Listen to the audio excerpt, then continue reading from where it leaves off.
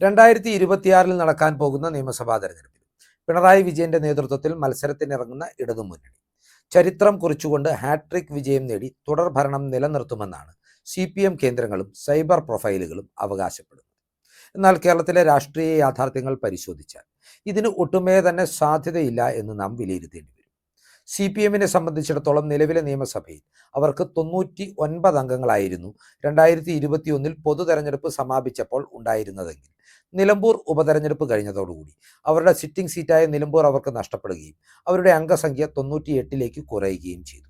ഈ രാഷ്ട്രീയ സാഹചര്യത്തിൽ കേരളത്തിലെ 14 ജില്ലകളിലും ഇടതുമുന്നണിക്ക് കൈവിട്ടു പോകുവാൻ സാധ്യതയുള്ള സിറ്റിംഗ് സീറ്റുകൾ ഏതൊക്കെയാണെന്നാണ് ഈ വീഡിയോ പരമ്പരയിലൂടെ അവലോകനം ചെയ്യുന്നത്. ഈ പരമ്പരയിൽ ആദ്യമായി കണക്കിലെടുക്കുന്നത് തിരുവനന്തപുരം, കൊല്ലം, ആലപ്പുഴ എന്നീ ജില്ലകളാണ്. 2021 തെരഞ്ഞെടുപ്പ് കണക്കുകൾ പരിശോധിച്ചാൽ അല്ലെങ്കിൽ വിജയ ചരിത്രം പരിശോധിച്ചാൽ ഈ 3 ജില്ലകളിൽ നിന്നും CPM-നും ഇടതുമുന്നണിക്കും വലിയ ആധിപത്യം നേടാനായതും ഭൂരിപക്ഷം സീറ്റുകൾ നേടാനായതും നമുക്ക് കാണാനാകും. എന്നാൽ ഇപ്പോഴത്തെ രാഷ്ട്രീയ സാഹചര്യങ്ങളിൽ BJP-യുടെയും UDF-ന്റെയും കടന്നുകയറ്റം അവർക്ക് ഒരു പിടി സീറ്റുകൾ നഷ്ടപ്പെടുത്തുമെന്ന വിലയിരുത്തലുകളാണ് പുറത്തുവരുത്തിക്കൊണ്ടിരിക്കുന്നത്. തിരുവനന്തപുരം ജില്ലയിലെ രാഷ്ട്രീയ സാഹചര്യങ്ങൾ കണക്കിലെടുക്കുമ്പോൾ ഏറ്റവും ചുരുങ്ങിയ പക്ഷം ഇപ്പോൾ അവർക്കുള്ളതിൽ 4 സിറ്റിംഗ് സീറ്റുകളെങ്കിലും 2026 പൊതു തെരഞ്ഞെടുപ്പിൽ അവർക്ക് നഷ്ടപ്പെടാനുള്ള രാഷ്ട്രീയ സാഹചര്യമാണ് ഉരുത്തിരിയുന്നത്. ഈ 4 സീറ്റുകളിൽ 2 UDF-ഉം 2 BJP-യും നേടാനുള്ള സാധ്യതയും ശക്തമാണ്. ഈ സീറ്റുകളിൽ ആദ്യത്തേത് എന്ന് പറയുന്നത് നേമം മണ്ഡലമാണ്. 2016 BJP കേരള നിയമസഭയിൽ ആദ്യമായി അക്കൗണ്ട് തുറന്നത് നേമത്ത് നിന്ന് O രാജഗോപാൽ വിജയിച്ചതോടുകൂടിയാണ്. എന്നാൽ 2021 നടന്ന തെരഞ്ഞെടുപ്പിൽ നേമത്ത് ശക്തമായ ത്രികോണ മത്സരമാണ് ഉണ്ടായത്. നിലവിൽ മന്ത്രിയായ V ശിവൻകുട്ടി വിജയിച്ചു കയറിയപ്പോൾ 2ാം സ്ഥാനത്തെത്തിയത് കുമ്മനം രാജശേഖരനും 3ാം സ്ഥാനത്തെത്തിയത് കോൺഗ്രസിന്റെ അന്ന് MP ആയിരുന്ന K മുരളീധരനുമായിരുന്നു. എന്നാൽ 2026 എത്തുമ്പോൾ BJPക്ക് കേരളത്തിൽ തന്നെ ഏറ്റവും സംഘടനാ സംവിധാനവും വോട്ട് ബേസുമുള്ള ഈ മണ്ഡലത്തിൽ നിന്ന് രാജീവ് ചന്ദ്രശേഖർ എന്ന BJPയുടെ സംസ്ഥാന അധ്യക്ഷൻ മത്സരത്തിനിറങ്ങിയാൽ V ശിവൻകുട്ടി ഉൾപ്പെടെ ഏത് CPM സ്ഥാനാർത്ഥി മത്സരിച്ചാലും പരാജയപ്പെടുമെന്ന കാര്യം ഏറെക്കുറെ ഉറപ്പാണ്. കേരളത്തിലെ മണ്ഡല പുനർനിർണയത്തിന് ശേഷം 2011 നടന്ന തെരഞ്ഞെടുപ്പിലാണ് CPM-ന് ഈ മണ്ഡലത്തിൽ ഏറ്റവും അധികം ഭൂരിപക്ഷം നേടാനായത്. അത് കേവലം 6000-ൽ പരം വോട്ടുകളായിരുന്നു. 2021 എത്തുമ്പോൾ 4000-ൽ താഴെ മാത്രം വോട്ടുകൾക്ക് ശിവൻകുട്ടി വിജയിച്ചു കയറിയ ഈ മണ്ഡലത്തിൽ K മുരളീധരന്റെ സാന്നിധ്യവും അദ്ദേഹം പിടിച്ച വോട്ടുകളുമാണ് BJPയുടെ സാധ്യതയെ ഇല്ലാതാക്കിയത്. അതിനാൽ തന്നെ CPM-ന് വിജയമൊരുക്കുവാൻ കോൺഗ്രസ് ശക്തനായ ഒരു സ്ഥാനാർത്ഥിയെ നേമത്ത് അവതരിപ്പിക്കുകയില്ല എന്ന രാഷ്ട്രീയ വിലയിരുത്തലുകളും ഇപ്പോൾ പുറത്തുവരുന്നു. ഈ പട്ടികയിൽ തിരുവനന്തപുരം ജില്ലയിൽ CPM-ന് നഷ്ടമാകുന്ന 2ാമത്തെ മണ്ഡലം എന്ന് പറയുന്നത് കഴക്കൂട്ടം മണ്ഡലമാണ്. 1ാം പിണറായി മന്ത്രിസഭയിൽ മന്ത്രിയായിരുന്ന കടകംപള്ളി സുരേന്ദ്രൻ തന്നെയാണ് 2016-ലും 2021-ലും കഴക്കൂട്ടത്ത് നിന്ന് വിജയിച്ച് MLA ആയത്. എന്നാൽ 2016-ലും 2021 തെരഞ്ഞെടുപ്പുകളിലും ഇവിടെ UDF-നെ 3ാം സ്ഥാനത്തേക്ക് പിന്തള്ളിക്കൊണ്ട് BJP സ്ഥാനാർത്ഥികളാണ് 2ാം സ്ഥാനത്തെത്തിയത്. 2016-ൽ മുൻ കേന്ദ്രമന്ത്രി V മുരളീധരൻ 2ാം സ്ഥാനത്തെത്തിയപ്പോൾ 2021 തെരഞ്ഞെടുപ്പിൽ BJPയുടെ സ്റ്റാർ കാൻഡിഡേറ്റായ ശോഭാ സുരേന്ദ്രനാണ് ഇവിടെ കടുത്ത മത്സരം കാഴ്ചവെച്ച് 2ാം സ്ഥാനത്തെത്തിയത്. നിലവിലെ രാഷ്ട്രീയ സാഹചര്യങ്ങളും 2024 പാർലമെന്റ് തെരഞ്ഞെടുപ്പിന്റെ വോട്ട് കണക്കുകളും പരിശോധിക്കുമ്പോൾ ശക്തനായ സ്ഥാനാർത്ഥിയെ BJP ഈ മണ്ഡലത്തിൽ അവതരിപ്പിച്ചാൽ അവർക്ക് അനായാസേന ഈ മണ്ഡലം പിടിച്ചെടുക്കാൻ കഴിയുമെന്ന് തന്നെയാണ് രാഷ്ട്രീയ വൃത്തങ്ങൾ വിലയിരുത്തുന്നത്. തിരുവനന്തപുരം ജില്ലയിൽ CPM-ന് നഷ്ടമാകുന്ന 3ാമത്തെ സീറ്റ് എന്ന് പറയുന്നത് വട്ടിയൂർക്കാവാണ്. K മുരളീധരൻ ദീർഘകാലം പ്രതിനിധീകരിച്ച ഈ മണ്ഡലം അദ്ദേഹം വടകരയിൽ MP ആയി തെരഞ്ഞെടുക്കപ്പെട്ടതിനെ തുടർന്ന് നടന്ന ഉപതെരഞ്ഞെടുപ്പിലാണ് കോൺഗ്രസിന് നഷ്ടപ്പെട്ടു പോയത്.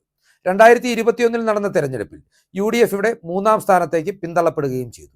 എന്നാൽ നിലവിൽ MP അല്ലാത്ത K മുരളീധരൻ വീണ്ടും വട്ടിയൂർക്കാവിൽ മത്സരത്തിനിറങ്ങിയാൽ സിറ്റിംഗ് MLA ആയ N പ്രസാദിനെ പരാജയപ്പെടുത്തിക്കൊണ്ട് UDF-ന് അനായാസേന ഈ മണ്ഡലത്തിൽ വിജയം നേടിയെടുക്കുവാൻ സാധിക്കുമെന്നതാണ് രാഷ്ട്രീയ യാഥാർത്ഥ്യം. തിരുവനന്തപുരത്തെ സംബന്ധിച്ച് CPM-ന് ഉറപ്പായും നഷ്ടപ്പെടുമെന്ന് ഉറപ്പുള്ള 4ാമത്തെ മണ്ഡലം തിരുവനന്തപുരം മണ്ഡലമാണ്. ഇവിടെ നിലവിൽ മുൻ മന്ത്രി കൂടിയായ ആന്റണി രാജുവാണ് ജനപ്രതിനിധിയായിട്ടുള്ളത്. കഴിഞ്ഞ വട്ടം സിറ്റിംഗ് MLA ആയിരുന്ന VS ശിവകുമാറിനുള്ള അഭിപ്രായ വ്യത്യാസങ്ങളാണ് UDF-ന്റെ കനത്ത പരാജയത്തിന് വഴിയൊരുക്കിയത്. എന്നിരുന്നാൽ കൂടിയും തിരുവനന്തപുരം മണ്ഡലത്തിന്റെ രാഷ്ട്രീയ സ്വഭാവം കണക്കിലെടുക്കുമ്പോൾ അത് UDF-ന് ശക്തമായ മേൽക്കോയ്മയുള്ള ഒരു മണ്ഡലമാണ്. 2026-ൽ KS ശബരിനാഥനെ പോലൊരു യുവ സ്ഥാനാർത്ഥിയെ അവതരിപ്പിച്ചാൽ ഈ മണ്ഡലം UDF-ന് അനായാസേന പിടിച്ചെടുക്കാൻ കഴിയുമെന്നാണ് പൊതുവിലയിരുത്തലുകൾ പുറത്തുവരുന്നത്. ഇനി കൊല്ലം ജില്ലയിലേക്ക് എത്തുമ്പോഴും ഇടതുമുന്നണി അവർ പ്രതിനിധീകരിക്കുന്ന 4 മണ്ഡലങ്ങൾ ഈ ജില്ലയിൽ കൈവിടുമെന്നാണ് രാഷ്ട്രീയ വിലയിരുത്തലുകൾ. ഇതിൽ 1ാമത്തെ മണ്ഡലം എന്ന് പറയുന്നത് ചവറ മണ്ഡലമാണ്. ചവറ മണ്ഡലത്തിന്റെ രാഷ്ട്രീയ ചരിത്രം പരിശോധിച്ചാൽ 2011-ൽ ഷിബു ബേബി ജോൺ അന്ന് ഇടതുമുന്നണിയിലുണ്ടായിരുന്ന നിലവിലെ കൊല്ലം MP ആയിരുന്ന NK പ്രേമചന്ദ്രനെ പരാജയപ്പെടുത്തി വിജയിച്ചു കയറിയ മണ്ഡലമാണ്.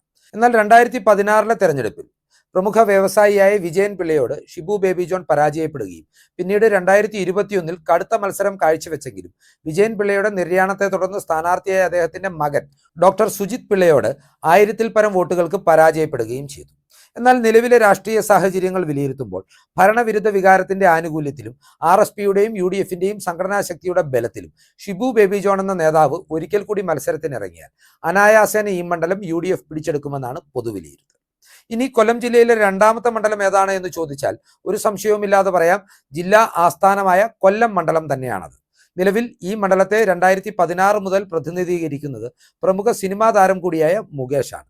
മുകേഷിനെ സംബന്ധിച്ചുള്ള ജനവിരുദ്ധത തന്നെയാണ് കൊല്ലത്ത് CPMന് കാര്യങ്ങൾ ബുദ്ധിമുട്ടിലാക്കുന്നത്. 2021 പൊതു തെരഞ്ഞെടുപ്പിൽ മുകേഷ് പരാജയപ്പെടുമെന്ന് ഏവരും വിലയിരുത്തിയിരുന്നെങ്കിലും ശക്തമായ മത്സരത്തിനൊടുവിൽ കോൺഗ്രസ് നേതാവായിരുന്ന ബിന്ദു കൃഷ്ണയെ 2000-ഓളം വോട്ടുകൾക്ക് പരാജയപ്പെടുത്തി മുകേഷ് വിജയിച്ചു കയറുകയായിരുന്നു. എന്നാൽ 2024 ലോക്സഭാ തെരഞ്ഞെടുപ്പിൽ മത്സരിക്കാൻ ഇറങ്ങിയ മുകേഷ് NK പ്രേമചന്ദ്രനോട് സ്വന്തം നിയോജക മണ്ഡലത്തിൽ വളരെ ദയനീയമായി പിന്നിൽ പോകുന്ന കാഴ്ചയും നമുക്ക് മുന്നിലുണ്ട്. നിലവിലെ രാഷ്ട്രീയ സാഹചര്യങ്ങളും ഭരണവിരുദ്ധ വികാരവും കണക്കിലെടുക്കുമ്പോൾ ഒരുപക്ഷെ ബിന്ദു കൃഷ്ണ ഒരിക്കൽ കൂടി മത്സരിച്ചാൽ മുകേഷിനെ അനായാസേന പരാജയപ്പെടുത്താമെന്നാണ് രാഷ്ട്രീയ വൃത്തങ്ങൾ വിലയിരുത്തുന്നത്. കൊല്ലം ജില്ലയിൽ ഇടതുമുന്നണിക്ക് മൂന്നാമതായി നഷ്ടപ്പെടാൻ പോകുന്ന സീറ്റ് എന്ന് പറയുന്നത് ഇടതു സ്വതന്ത്രനായ RSP നേതാവായിരുന്ന കോവൂർ കുഞ്ഞുമോൻ പ്രതിനിധാനം ചെയ്യുന്ന കുന്നത്തൂർ സീറ്റാണ്. 2021 പൊതു തെരഞ്ഞെടുപ്പിൽ ഭരണ അനുകൂല വികാരത്തിന്റെ ആനുകൂല്യത്തിൽ മാത്രമാണ് തന്റെ തൊട്ടടുത്ത എതിർ സ്ഥാനാർത്ഥിയായ RSP സ്ഥാനാർത്ഥിയും യുവ നേതാവുമായ ഉല്ലാസ് കോവൂറിനേക്കാൾ 2000-ഓളം വോട്ടുകളുടെ ഭൂരിപക്ഷത്തിന് കോവൂർ കുഞ്ഞുമോന് വിജയിച്ചു കയറാനായത്. 2001 മുതൽ തുടർച്ചയായി 5 വട്ടം വിജയിച്ചു കയറിയ കോവൂർ കുഞ്ഞുമോന് മണ്ഡലത്തിന് വേണ്ടി ഒന്നും ചെയ്യാൻ സാധിച്ചിട്ടില്ല എന്നുള്ള വിലയിരുത്തലും നിലവിൽ ഇടതുമുന്നണിക്കെതിരെ നിൽക്കുന്ന ജനരോക്ഷവും ഉല്ലാസ് കോവൂർ എന്ന സ്ഥാനാർത്ഥിക്ക് മണ്ഡലത്തിലുള്ള സ്വീകാര്യതയും കണക്കിലെടുക്കുമ്പോൾ 2026 നടക്കാൻ പോകുന്ന പൊതു തെരഞ്ഞെടുപ്പിൽ ഇടതുമുന്നണിയിൽ നിന്ന് UDF അനായാസേന പിടിച്ചെടുക്കാൻ പോകുന്ന ഒരു മണ്ഡലമായിരിക്കും കുന്നത്തൂർ മണ്ഡലം. കൊല്ലം ജില്ലയിൽ UDF ഉറപ്പായും ഇടതുമുന്നണിയിൽ നിന്ന് പിടിച്ചെടുക്കുമെന്ന് ഉറപ്പുള്ള 4ാമത്തെ സീറ്റ് കൊട്ടാരക്കര സീറ്റാണ്. ഏറ്റവും പുതിയ രാഷ്ട്രീയ ഡെവലപ്മെന്റുകളാണ് കൊട്ടാരക്കരയിൽ UDFന് ഒരു അനുകൂല സാഹചര്യം ഉണ്ടാക്കുന്നത്. CPMന്റെ നയസമീപനങ്ങളെ എതിർത്തുകൊണ്ടും തന്നെ പാർട്ടിയിൽ ഒതുക്കപ്പെട്ട കഥകൾ തുറന്നു പറഞ്ഞുകൊണ്ടും ദീർഘകാലം കൊട്ടാരക്കരയുടെ MLA ആയിരുന്ന R ബാലകൃഷ്ണപിള്ളയെ പരാജയപ്പെടുത്തി 2011 പിന്നീട് 2016 2021 മൃഗീയ ഭൂരിപക്ഷത്തോടുകൂടി CPM MLA ആയി തെരഞ്ഞെടുക്കപ്പെട്ട ഐഷ പോറ്റിയുടെ കടന്നുവരവാണ് കൊട്ടാരക്കരയിൽ UDFന് കാര്യങ്ങൾ അനുകൂലമാക്കുന്നത്. നിലവിലുള്ള രാഷ്ട്രീയ സാഹചര്യത്തിൽ ഐഷ പോറ്റി CPMുമായുള്ള എല്ലാ ബന്ധങ്ങളും വിച്ഛേദിച്ച് സ്വതന്ത്രയായി നിലനിൽക്കുകയാണ്. കോൺഗ്രസ് അവരെ UDF മുന്നണിയിലേക്ക് സ്വാഗതം ചെയ്തിട്ടുണ്ട്. ഐഷ പോറ്റി എന്ന സ്വതന്ത്ര സ്ഥാനാർത്ഥിയുടെ സാന്നിധ്യവും KN ബാലഗോപാൽ എന്ന ധനകാര്യമന്ത്രിയായ MLAക്ക് 2026 നടക്കാൻ പോകുന്ന പൊതു തെരഞ്ഞെടുപ്പിൽ കൊല്ലം ജില്ലയിൽ കൊട്ടാരക്കര സീറ്റും UDF CPMൽ നിന്ന് ഇടതുമുന്നണിയിൽ നിന്ന് അനായാസേന പിടിച്ചെടുക്കാൻ പോകുന്ന ഒരു സീറ്റാണ്. അങ്ങനെ തിരുവനന്തപുരത്ത് 4ഉം കൊല്ലത്ത് 4ഉമായി 8 സീറ്റുകൾ നിലവിലെ രാഷ്ട്രീയ സാഹചര്യങ്ങളിൽ CPMനും ഇടതുമുന്നണിക്കും നഷ്ടപ്പെടുന്ന സീറ്റുകളാണെങ്കിൽ ഇനി പറയാനുള്ളത് ആലപ്പുഴ ജില്ലയുടെ കണക്കുകളാണ്. ആലപ്പുഴ ജില്ലയിലെ രാഷ്ട്രീയ സാഹചര്യങ്ങൾ വിലയിരുത്തുമ്പോൾ ഇടതുമുന്നണിയിലെ മന്ത്രിയായ P പ്രസാദ് പ്രതിനിധീകരിക്കുന്ന ചേർത്തല സീറ്റ് അവർക്ക് ഏറെക്കുറെ നഷ്ടപ്പെടുമെന്ന കാര്യം ഉറപ്പാണ്. 2 വട്ടവും മത്സരിച്ച് പരാജയപ്പെട്ട അഡ്വക്കേറ്റ് ശരത് എന്ന യുവ സ്ഥാനാർത്ഥിയെ ഒരിക്കൽ കൂടി കളത്തിലിറക്കിയാൽ ചേർത്തല മണ്ഡലം UDFനും കോൺഗ്രസിനും അനായാസേന പിടിച്ചെടുക്കാമെന്നാണ് വിലയിരുത്തൽ. CPMും CPIയും തമ്മിൽ നിലനിൽക്കുന്ന അന്തഃഛിദ്രങ്ങളും ഇവിടെ UDFന് കാര്യങ്ങൾ അനുകൂലമാക്കും. ആലപ്പുഴ ജില്ലയിൽ ചേർത്തല കഴിഞ്ഞാൽ CPMന്റെ കുത്തക സീറ്റായ അമ്പലപ്പുഴയാണ് 2026 പൊതു തെരഞ്ഞെടുപ്പിൽ അവർക്ക് നഷ്ടപ്പെടുവാൻ സാധ്യതയുള്ളത്. നിലവിൽ H സലാം എന്ന CPM MLA ആണ് ഈ മണ്ഡലത്തെ പ്രതിനിധീകരിക്കുന്നത്. ദീർഘകാലം G സുധാകരൻ എന്ന മുൻ മന്ത്രിയും ജനകീയ നേതാവും അഴിമതി വിരുദ്ധ പ്രതിച്ഛായയുള്ള കമ്മ്യൂണിസ്റ്റുമായ വ്യക്തിത്വം പ്രതിദാനം ചെയ്ത ഈ മണ്ഡലത്തിൽ സുധാകരനെ വെട്ടിനിരത്തുവാൻ H സലാം മുന്നിൽ നിൽക്കുന്നത് കൊണ്ട് തന്നെയാണ് CPM വോട്ടുകൾ പോലും ഭിന്നിച്ച് ഇവിടെ കാര്യങ്ങൾ UDFന് അനുകൂലമാക്കുന്നത്. H സലാമിന്റെ SDPI ബന്ധങ്ങൾ ഉൾപ്പെടെയുള്ള വിഷയങ്ങൾ ഇവിടെ കാര്യങ്ങൾ CPMന് ബുദ്ധിമുട്ടാക്കുകയാണ്. അവരുടെ അടിസ്ഥാന വോട്ട് ബാങ്കായ ഇഴവ സമുദായ വോട്ടുകൾ പോലും H സലാമിന് പ്രതികൂലമായി മാറും എന്നതിനപ്പുറം G സുധാകരനെതിരെ H സലാം നടത്തുന്ന രാഷ്ട്രീയ നീക്കങ്ങളിൽ അണികൾക്കുള്ള പ്രതിഷേധം നിഷേധ വോട്ടായി മാറുമ്പോൾ ആലപ്പുഴ ജില്ലയിലെ അമ്പലപ്പുഴ മണ്ഡലത്തിന്റെ ചരിത്രം തിരുത്തി കുറിച്ചുകൊണ്ടായിരിക്കും ഇവിടെ നിന്ന് ഒരു UDF സ്ഥാനാർത്ഥി വിജയിച്ചു കയറാൻ പോകുന്നത്. ചേർത്തലയും അമ്പലപ്പുഴയും കഴിഞ്ഞാൽ ആലപ്പുഴ ജില്ലയിൽ ഇടതുമുന്നണിക്ക് നഷ്ടമാകാൻ പോകുന്ന അടുത്ത സീറ്റ് മന്ത്രി സജി ചെറിയാൻ പ്രതിനിധാനം ചെയ്യുന്ന ചെങ്ങന്നൂർ സീറ്റാണ്. സജി ചെറിയാനുള്ള മന്ത്രിയുടെ വിടുവായത്വവും ജനങ്ങളോടുള്ള വെല്ലുവിളി നിറഞ്ഞ സമീപനവും മാത്രമല്ല, കേരയിൽ ഉൾപ്പെടെയുള്ള വിഷയങ്ങൾ ഈ മണ്ഡലത്തിൽ CPMന് കാര്യങ്ങൾ പ്രതികൂലമാക്കിയിരിക്കുകയാണ്. ഇതിനെല്ലാം അപ്പുറം യുവ സ്ഥാനാർത്ഥികളായ അബിൻ വർക്കിയെയോ ജ്യോതി വിജയകുമാറിനെയോ മണ്ഡലത്തിൽ അവതരിപ്പിച്ചാൽ സജി ചെറിയാന് ഇനിയൊരു വിജയസാധ്യതയില്ല എന്ന് ചെങ്ങന്നൂരിൽ നമുക്ക് വിലയിരുത്താൻ സാധിക്കും. നിലവിലെ സർക്കാർ വിരുദ്ധ വികാരത്തിന്റെ ആനുകൂല്യം കൂടി കണക്കിലെടുക്കുമ്പോൾ ചെങ്ങന്നൂർ മണ്ഡലം വലിയ ഭൂരിപക്ഷത്തോടു കൂടി തന്നെ UDF തിരികെ പിടിക്കുവാനുള്ള രാഷ്ട്രീയ സാഹചര്യങ്ങളാണ് ഉരുത്തിരിയുന്നത്. ആലപ്പുഴ ജില്ലയിൽ ഇടതുമുന്നണിയുടെ ഘടകകക്ഷിയായ NCP പ്രതിദാനം ചെയ്യുന്ന മണ്ഡലമാണ് കുട്ടനാട്. നിലവിൽ തോമസ് കെ തോമസ് പ്രതിദാനം ചെയ്യുന്ന ഈ മണ്ഡലം UDF കരുത്തനായ മികവാർന്ന ഒരു സ്ഥാനാർത്ഥിയെ അവതരിപ്പിച്ചാൽ അവർക്ക് കൈവിട്ടു പോകുന്ന കാര്യം ഉറപ്പാണ്. BJPയും ഷോൺ ജോർജിനെ പോലൊരു സ്ഥാനാർത്ഥിയിലൂടെ ഈ മണ്ഡലത്തിൽ നിന്ന് വിജയിച്ചു കയറാമെന്ന് പ്രത്യാശിക്കുന്നു.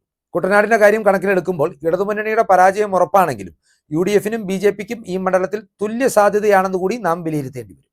ആലപ്പുഴ ജില്ലയിൽ CPM കൈവിടുവാൻ പോകുന്ന അവസാനത്തെ മണ്ഡലം എന്ന് പറയുന്നത് കായംകുളം മണ്ഡലമാണ്.